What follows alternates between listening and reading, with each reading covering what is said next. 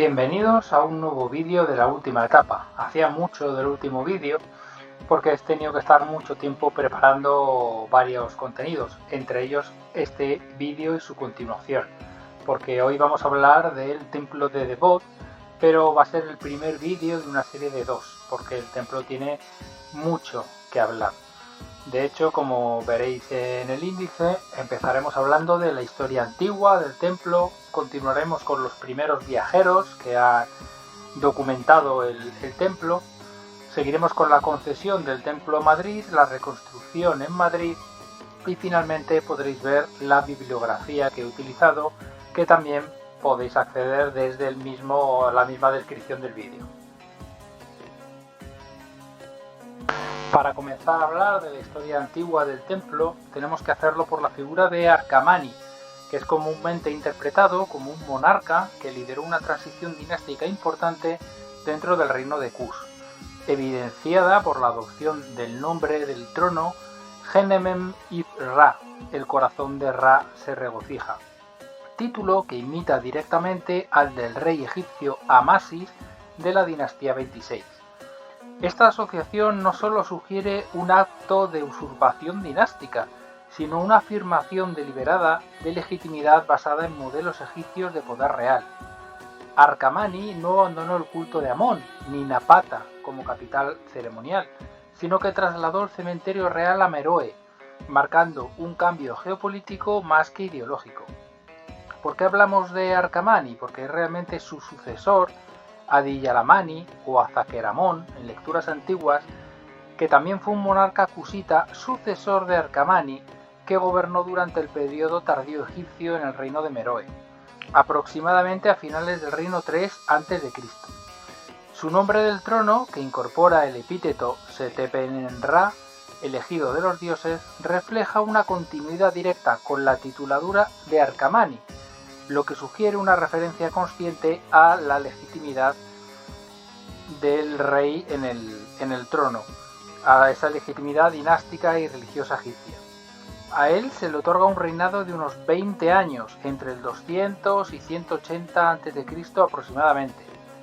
Recordemos que por aquella época quienes ostentaban el poder en Egipto era la dinastía de los Ptolomeos, desde el 323 a.C. hasta el 30 aproximadamente. Concretamente, era contemporáneo de Ptolomeo V Epifanes. Meroe, que se encuentra en Nubia, aprovechó una serie de descontentos en el sur del país para extender su dominio y llegar a construir en una zona tan cercana al centro de poder egipcio como la isla de Elefantina. Sin embargo, hay razones para creer que esta coexistencia de reyes egipcios y meroíticos no fue violenta o limitadora, ya que se da la circunstancia de encontrar los cartuchos de hasta 3 reyes, Arcamani, Adi-Yalamani y Ptolomeo IV, juntos en varios santuarios de la Baja Nubia. Por el contrario, también se piensa que las inscripciones se grabaron en momentos constructivos diferentes. No obstante, puede parecer extraño que no se intentasen borrar inscripciones de otros reyes si no fuera el caso de una coexistencia pacífica. Adi-Yalamani se destaca como uno de los reyes mejor documentados de este periodo, gracias a varias inscripciones en templos del Alto Egipto. La principal evidencia de su existencia proviene de inscripciones jeroglíficas en los templos de Calabsa, Philae, Dacca y Devot, donde se presenta con titulaturas reales completas. Las inscripciones lo muestran como un rey constructor y como un devoto adorador del dios Amón, especialmente en su forma nubia. Tanto Arcamani como Adi-Yalamani desarrollaron programas ideológicos profundamente marcados por elementos egipcios. Arcamani y su sucesor utilizaron titulaturas religiosas y políticas que hacían referencia a la restauración del orden tradicional, presentándose como restauradores del culto antiguo, frente a la supuesta degeneración de los ptolemaicos. Es Adi-Yalamani, como veis en la imagen, quien aparece en el relieve de su propia capilla, o la capilla que recibe su nombre, en Devot.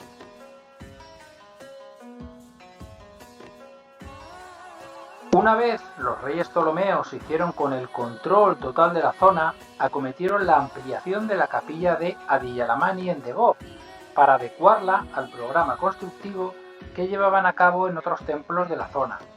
Con el paso del tiempo, varios reyes ampliaron y acometieron la construcción del templo de Debod. De ellos podemos atestiguar 3, que son los únicos que han dejado una evidencia textual de su presencia en el templo. Ptolomeo VI Filometor, cuyo nombre, junto con el de su esposa Cleopatra II, figuran en la gola del segundo pilono, por lo que no es aventurado adjudicarle la construcción del mismo. Tenemos también a Ptolomeo VIII, que también dejó su marca en el templo dedicando un naos a la diosa Isis, ya que por entonces la única naos del templo estaba consagrada a Amón de Debod. Esta naos ya no existe, y sus dimensiones eran superiores a la actualmente expuesta en el templo. Por último, sabemos que Ptolomeo XII contribuyó igualmente a la ampliación del templo, ya que los cartuchos con su nombre son visibles en la naos que se conserva actualmente. Cuando Egipto pasa a control romano, a partir del 30 a.C., se realizan una serie de ampliaciones que dotan al templo del aspecto final que conservamos hoy en día. Ya desde el principio de la dominación romana constatamos estas ampliaciones, ya que relieves de los emperadores Augusto y Tiberio adornan tanto el vestíbulo como la fachada. Incorporaron a su vez el embarcadero para comunicar el templo con el Nilo. Durante el periodo romano, una estela griega hallada en Abisco, al sur de Debod, registra una decisión del prefecto Lucius Luceius Quirialis, comandante de la cohorte Prima Lusitanorum, quien ejecuta un decreto del prefecto de Egipto, Sulpicius Similis, siguiendo un rescripto imperial. La inscripción establece los límites de un territorio disputado entre Titis, identificado como Kertasi, y una región colindante, posiblemente asociada con Parémbole. Esto prueba que el territorio circundante a Debod era objeto de conflicto jurídico-administrativo bajo autoridad militar. Debod aparece como un nodo clave dentro de la red de templos de la Dodecascoinos, la región comprendida entre la Baja Nubia y el Alto Egipto, una región bajo propiedad formal de la diosa Isis de Filé. Sin embargo, la existencia de conflictos entre templos vecinos, como el de Amón en Debod y la capilla de Isis en Kertasi, sugiere una administración descentralizada. Zucker propone que la disputa registrada en la estela puede haber surgido por tierras asignadas a diferentes templos, lo que implicaba no solo competencia económica, sino también prestigio cultural. En resumen, podríamos sintetizar las ampliaciones y decoraciones de la siguiente forma. En la etapa tolemaica de Ptolomeo VI solo podemos atribuirle un elemento con seguridad, que es el segundo pilono. Posteriormente, Ptolomeo VII dedicó un naos a la diosa Isis. Para finalizar esta etapa, Ptolomeo XII hace grabar sus cartuchos en las inscripciones de la naos dedicada a Amón, la que se conserva actualmente. Y en la etapa romana solo se conservan cartuchos de Octavio Augusto, aunque sabemos que existieron otros de su sucesor Tiberio. Las inscripciones de esta época se pueden localizar únicamente en el vestíbulo y la fachada. De esta época sería también el embarcadero que uniría el templo con el Nilo. Y eso es un poco lo que tenemos o somos conscientes de poder demostrar sobre la historia antigua del templo de Debod. Desde entonces hasta 1755, en el que Frederick Louis Norden registra su viaje al templo, tenemos poco documento fehaciente del estado del templo o su utilización. Es a partir de Norden que se suceden una serie de viajeros, descubridores y egiptólogos que van registrando el viaje al templo. Van incluso trazando planos, detallando cómo ven el templo, lo cual nos ha servido para ver la evolución que ha recibido hasta encontrarlo hoy en Madrid. Dentro de estos primeros viajeros vamos a centrarnos ahora en los 4 primeros, en Norden, en Burckhardt, en Gau y en Giovanni Battista Belzoni, cuyas obras referentes al templo de Debod son las que podéis ver en pantalla. Entre 1737 y 38, Frederick Louis Norden realizó un viaje a Egipto y Nubia que documentó en su libro Voyage d'Égypte et de Nubie, publicado en 1755. Norden era un viajero y marino danés que realizó un viaje por Nubia. No llegó a poner pie en Debod, viéndolo a lo lejos y realizando un dibujo en el lugar. Esta, que veis en pantalla, es la primera imagen que tenemos del templo. Posteriormente, en 1813, tenemos un primer plano del templo, gracias a Burckhardt, Johann Ludwig, que lo publica en Travels in Nubia. Este viajero suizo menciona el templo al pasar por la región entre Calabsa y el norte de Nubia. Sitúa el monumento en un emplazamiento próximo al Nilo y aislado entre ruinas menores, identificando el sitio hoy conocido como Debod. Llama la atención sobre su estado ruinoso, techos colapsados, muros agrietados y acumulaciones de arena en las entradas. En varias ocasiones menciona la amenaza constante de saqueos y destrucción por parte de la población local o por el paso de caravanas. El siguiente viajero, cronológicamente hablando, es Frank Christian Gau, que en 1819 visita el templo y en 1822 publica tanto la planta como la sección general del templo.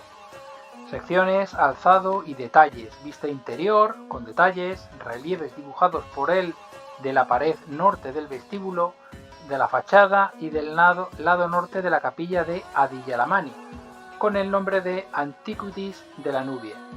En esta época se conservaban los 3 pilonos, como se puede ver en la imagen de la izquierda, y los 2 naos. El trabajo de Gau constituye uno de los primeros levantamientos arquitectónicos rigurosos del monumento.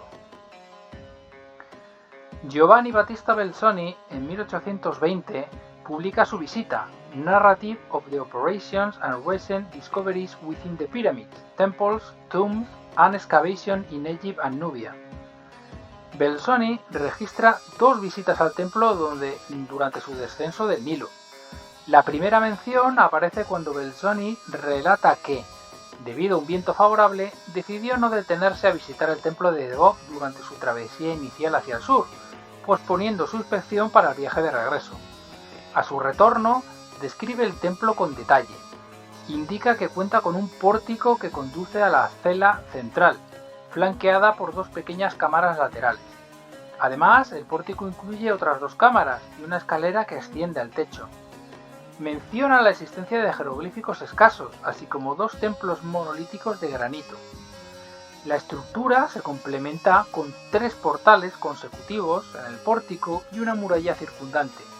Asimismo, en la orilla del río se halla un muelle con un acceso directo al templo, lo que sugiere su función ceremonial o práctica para procesiones o desembarcos.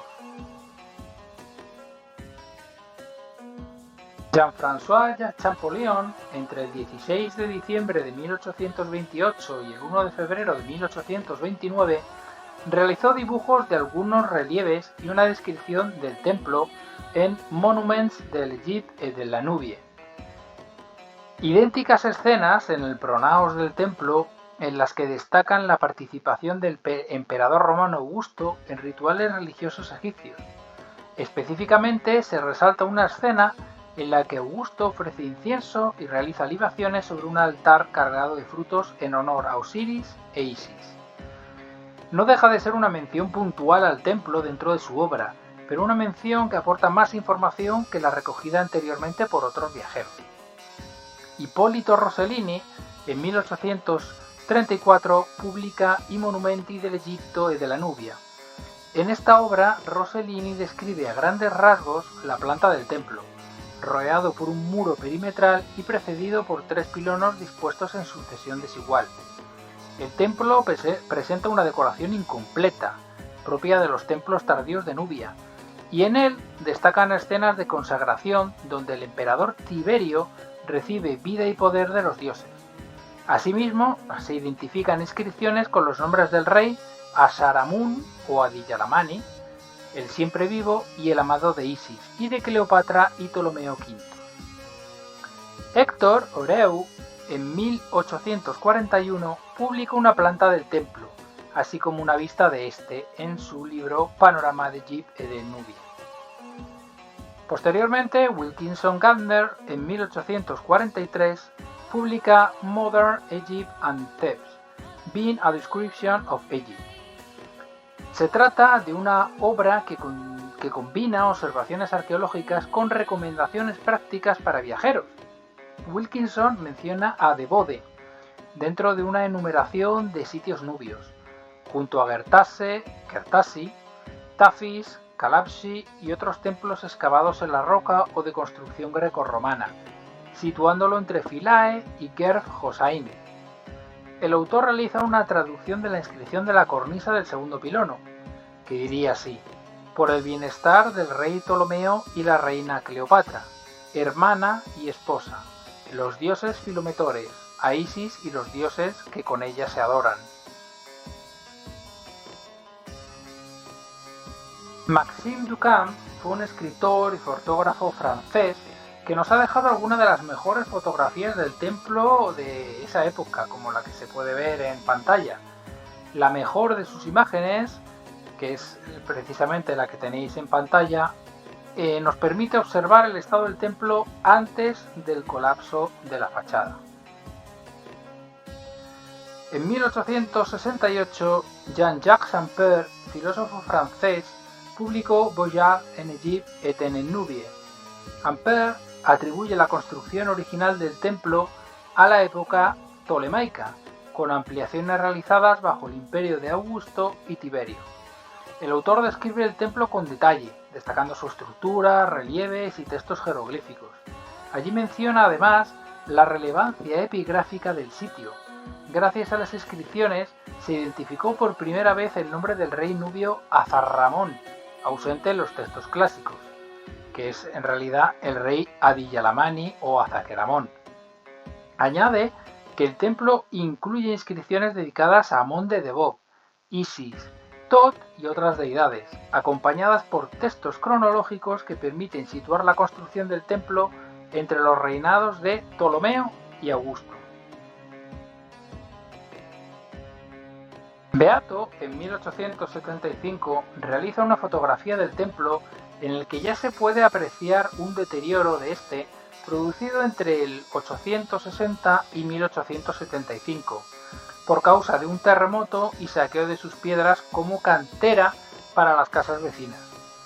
Posteriormente, en 1903, el tercer pilono se derrumbó, según refirieron los habitantes de la zona a Gastón Maspero. Ya en el siglo XX comienza a producirse una documentación y análisis más detallado del templo, dejando constancia de su deterioro. Somers Clark fue un arquitecto que redactó un informe sobre el ruinoso estado del templo en 1904, con motivo de la construcción de la primera presa de Asuán en 1902 y su sobreelevación en 1907.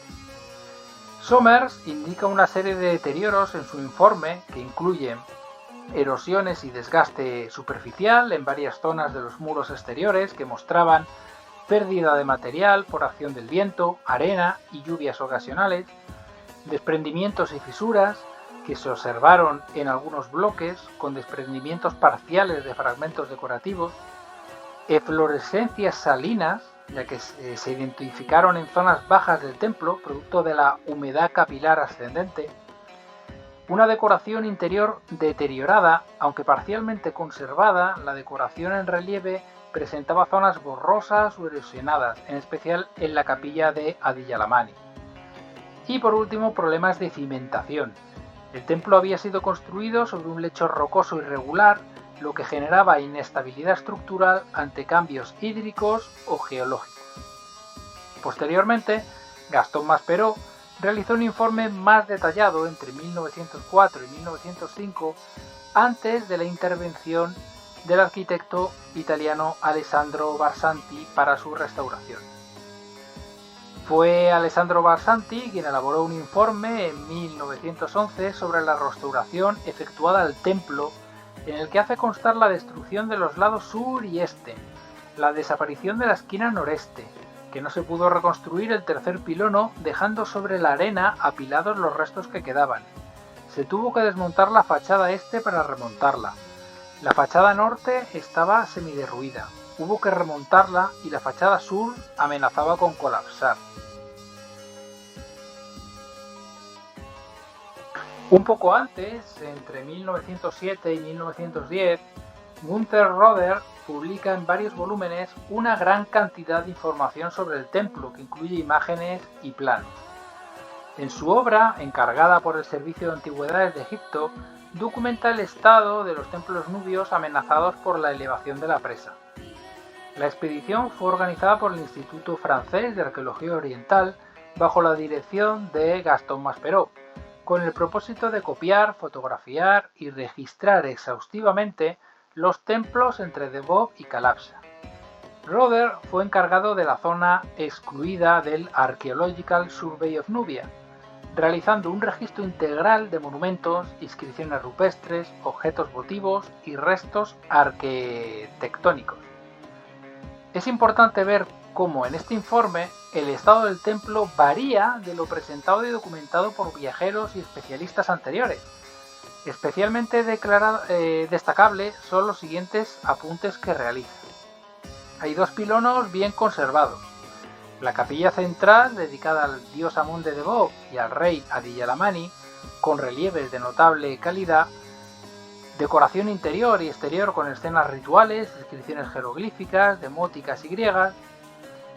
Hace constar también problemas estructurales moderados, incluyendo desprendimientos parciales, erosión de superficies decoradas y deterioro por sales en zonas bajas, y finalmente elementos singulares como un naos, escaleras a la azotea y relieves con representaciones del culto imperial. La obra incluye planos arquitectónicos, láminas fotográficas y transcripciones detalladas. Es especialmente reseñable el trabajo que realiza con las inscripciones jeroglíficas. Roder señala que muchas de estas inscripciones están en relieve alzado, con signos bien definidos, pero en algunos casos deteriorados por erosión o modificaciones arquitectónicas posteriores. El deterioro del templo también afecta a las inscripciones, como menciona el autor, haciendo alusión a que existen desprendimientos en jambas y dinteles, con pérdida parcial de signos, inscripciones reconstruidas o dañadas por restauraciones modernas y variaciones paleográficas que dificultan lecturas completas, pero permiten atribuciones confiables a Isis, Amón, Hathor y otras divinidades. Es precisamente sobre la escritura que Roder y Zucker dedican parte del tomo 3 de su obra. En concreto, llaman la atención sobre errores en las declinaciones, terminología vulgar y construcciones poco gramaticales que sugieren que muchas inscripciones fueron redactadas por escribas no nativas del griego, lo cual refleja la realidad lingüística del Egipto romano. Hemos visto en profundidad todas las obras que los primeros viajeros fueron documentando hasta esos informes cuando se construyó la primera presa de Asuán. Ese momento de saber cómo se produjo la construcción del templo y añadir alguna nota sobre la preocupación por su conservación y mantenimiento. Uno de los temas que más salen precisamente en la prensa y que los egiptólogos y especialistas han recalcado y denunciado en innumerables ocasiones, que es el estado de conservación del templo. Este, al estar ubicado al aire libre, se encuentra expuesto a condiciones climatológicas muy diferentes a su lugar de origen, amén de otros riesgos para su conservación y preservación. En el segundo vídeo, de hecho, podréis ver detalles de los desperfectos y degradación del templo. Desde el Ayuntamiento de Madrid se han hecho intentos de buscar soluciones, pero nunca ha llegado a plantearse una solución real. El hecho de que los otros 3 templos donados en la operación de salvamento de los templos nubios se alojasen en el interior de museos protegidos del exterior es el principal punto de controversia respecto a la decisión que tomó Madrid en su momento. Ya desde el inicio de la campaña de salvamento existieron dudas acerca de la recolocación de los templos donados, ya que se perdía con ello la integración de los monumentos en su elemento natural, destruyendo en cierta manera la concepción de los templos. No obstante, la alternativa era dejarlos sumergidos, por lo que acabarían perdidos para siempre fuera de la vista de cualquier persona, por lo que la opción de trasladarlos resultaba la menos dañina. En un principio, la recolocación no estaba destinada a producirse en suelo extranjero. Se opinó sobre hacerlo en suelo nubio e incluso en zonas más turísticas como Luxor. El gobierno egipcio consideró museos al aire libre en las zonas de Calabsa y Abu Simbel. No obstante, durante las primeras discusiones con la UNESCO para definir el programa de salvamento, se decidió que, en compensación por la ayuda internacional, ayuda que por otro lado no era obligatoria, se ofrecería a los países participantes los conocidos templos de Debod, Tafa, Dendur, Elesilla y Der. Sin embargo, este último templo pronto salió de la lista, al considerarse extremadamente complicado su salvamento debido al estado de su piedra. A pesar de todo, logró ser salvado por Egipto en 1965 y reconstruido en Nueva Amada. En esta parte, una vez decidido que se iba a regalar templos al extranjero por su ayuda en el salvamento, se establecieron las primeras medidas que dichos templos tenían que cumplir para poder ser dados a los países elegidos. La principal era que tenían que estar acondicionados en el interior de museos para garantizar su protección y conservación. En el caso de los templos que se reconstruyeron en Egipto, la idea era que se hicieran en contextos similares a los que se encontraban en origen.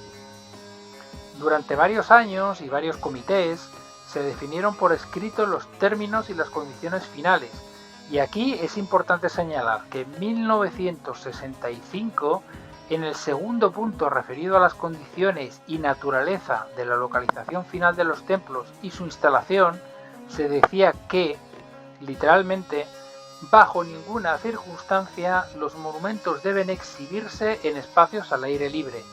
Deben ser tenidos en un edificio construido o adaptado para ese propósito. Ese mismo año se aceptó la solicitud de los Estados Unidos de recibir el templo de Dendur y un año más tarde el de Elesilla por parte de Italia. Tanto España como Países Bajos recibieron la aprobación de Debod y Tafa respectivamente en 1967. Una vez que hemos visto cómo el templo se concedió a Madrid, es el momento de ver cómo se produjo el desmontaje y la reconstrucción del templo en Madrid. La campaña de salvamento duró un total de 8 años. En total se contabilizaron más de 1000 sillares una vez el templo estuvo desmontado. Esta operación comenzó en 1961, pero no concluyó hasta 1970. Anteriormente el templo había estado casi 50 años sumergidos en las aguas, desde la construcción de la presa hasta el desmontaje y traslado. Este proceso de desmontaje en sillares provocó que hubiese que almacenarlos en alguna parte, antes de proceder al traslado definitivo, y para ello se acordó hacerlo en la isla de Elefantina. Durante toda la operación se tomó la decisión, el 30 de abril de 1968, de ofrecer el templo al gobierno y pueblo de España, que lo habían solicitado previamente, y se les concedió en base a la ayuda recibida en la operación de salvamento de los templos nubios.